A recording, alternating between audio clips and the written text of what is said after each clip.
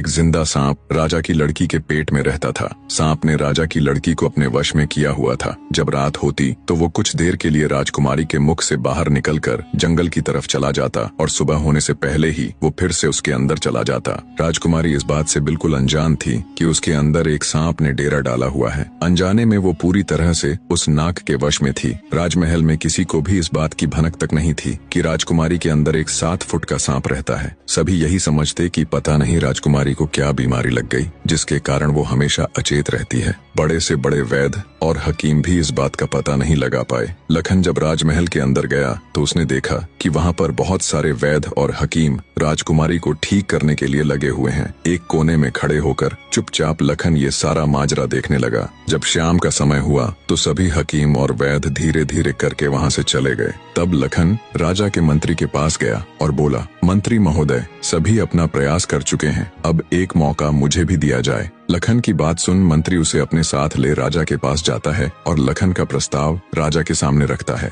बेचारा हर तरफ से निराश हो चुका राजा एक बार अनमने ढंग से लखन की तरफ देखता है, फिर दुखी मन से कहता है, बताओ तुम मेरी बेटी का इलाज किस प्रकार करोगे। लखन राजा को प्रणाम कर बोला, महाराज, मुझे एक रात अपनी बेटी के साथ ठहरने की इजाजत दीजिए, तभी मैं किसी नतीजे पर पहुंच सकूंगा। एक बात और महाराज, मैं बिल्कुल एकांत में राजकुमारी के साथ रहना चाहता हूँ, तभी मैं अच्छे से ध्यान लगाकर राजकुमारी जी की बीमारी का पता लगा पाऊंगा। लखन की आत्मविश्वास भरी बातों से राजा के मन में हल्की सी उम्मीद जागी। उसने लखन को रात में राजकुमारी के साथ एकांत में रुकने की इजाजत दे दी। राजा की इजाजत मिलते ही लखन राजकुमारी के कक्ष में गया और उससे कुछ दूर एकदम चुपचाप बैठकर उसे देखने लगा। जैसे ही रात के 12 बजे का समय हुआ तो अचेत अवस्था में पड़ी हुई राजकुमारी के मुंह से सांप बाहर निकला और महल के परिसर से होता हुआ जंगल की ओर चला गया। ये सब देख लखन दंग रह गया। वो बिना कुछ हरकत किए चुपचाप वहीं बैठा रहा। जब रात का आखिरी पहर खत्म होने को आया तब वो सांप वापस लौटा और राजकुमारी चंद्रकला के मुख से होता हुआ पूरा उसके अंदर समा गया। दम साधे लखन ये सारा माजरा देखता रहा। सारा माजरा देख उसे समझते देर न लगी